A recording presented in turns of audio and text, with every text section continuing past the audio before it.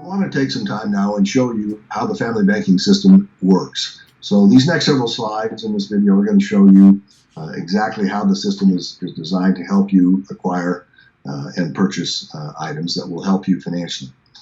So we have condensed everything to go through a 4-year time period, and we'll explain a little bit more about why that's important for you to understand as we go through. In year one, we are assuming that we have already identified the wealth transfers in your life and created greater financial efficiency for you, so that you have now accumulated $30,000. For some of you, it may have taken a little longer than others, and the family banking system can begin to work whether you have a lump sum of capital initially or not. But this is assuming that you already have the $30,000 necessary to purchase the car that you want to have. And so what we want to do is shift your paradigm so that you're thinking more like a banker. What does a banker do? They loan money out, and then they recycle all the payments. And that's essentially what we're doing in this particular example. So we have the $30,000. We're going to purchase a vehicle. And in this particular case, we're going to amortize it or create a payment schedule over 4 years at 6% interest. Now, we want you to understand that we recognize that very few people would finance this $30,000 car over a 4-year period of time and create a $700 a month payment.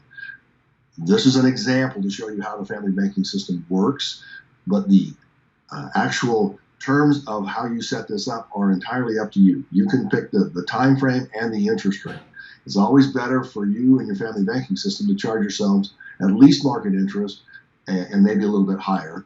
And in subsequent videos, we'll show you why that's important and valuable to you. But in this particular case, we've created a $700 a month payment, which creates $8,400, $8,412 per year coming back into your family banking system. So we start with $30, we go pay cash for the car, and then in the first year, we're going to put $8,412 back into the account. At the end of year one, we've got the $8,400, and beginning of year two, we decide we're going to purchase, in this particular case, a home entertainment system. It's $8,000. We're going to set up a 3-year or 36-month repayment period at 10% interest. Again, that's an arbitrary number. You pick the number. We encourage higher interest rates, at least 10, maybe even 12%. That creates a $256 a month payment, or $3,072 a year. So over the course of the next 12 months, we're going to put our car payment back in, and now we're going to put the theater payment back in. So we have a total at the end of year two of $11,896. At the beginning of year three, we determined that we would like to have this fishing boat. Now, I'm not sure you can buy this particular boat for $11,000, maybe the motor possibly, but nevertheless, we're going to take $11,000, amortize it over 2 years, 24 months at, again, 10%, and that creates a payment of $503 a month, or $6,036 per year going back into our banking system. So once again, we're starting the year out by paying for the boat. We pay cash for it. Now we've got $896 on our account. We're putting our car payment back in. We're in the third year of our car payment schedule. We're in the second year of our theater payment, and now we have our boat payment coming in.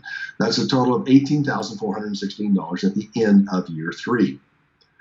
At the beginning of year four, we decide we're not going to purchase anything else. We're just going to continue to make our payments. And so we have the $18,416 on our account. We have the car payment, the theater payment, and the boat payment. So at the end of year four, we now have $35,936 in our family banking system.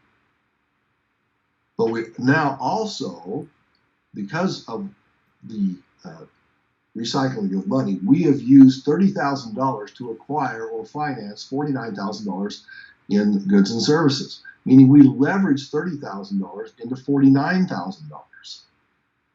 In addition to that, we've recovered $35,936 in principal and interest that we would normally send to another finance company, a bank, a credit union.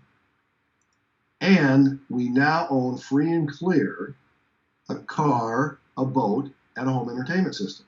So when we look at this picture in totality, is that we have begun to think like a banker, and we have recycled our dollars and utilized them in the most financially efficient way that we possibly could, so that we now have more assets than we started out with. We have more money than we started out with, and we have these assets free and clear.